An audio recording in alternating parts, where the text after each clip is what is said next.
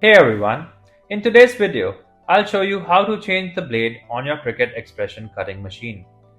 Changing your blade can be helpful when your cut starts looking rough or uneven.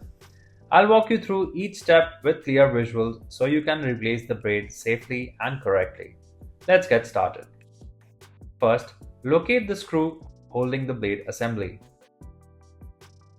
Turn the screw counterclockwise just until it loosens enough to swing it to the right. Don't spin it out, you don't want it falling on the floor. Swing the screw aside and remove the blade assembly. After you take out cutting blade assembly, find the blade release button on the top and press it. The blade will pop up from the bottom.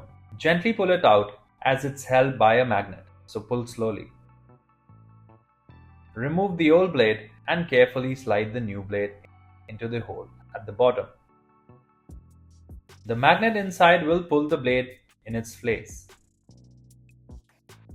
Your blade is now installed. Once the blade is installed, place the cutting blade assembly back into the Cricut machine in the same position as it was before. Tighten the screw just enough to keep the assembly secure but not too tight. Thanks for watching. If you found this video helpful, be sure to hit the like button.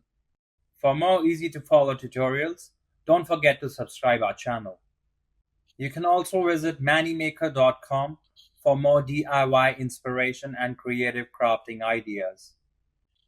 And if you ever need technical support or guidance, just give us a call at the contact number shown on the screen.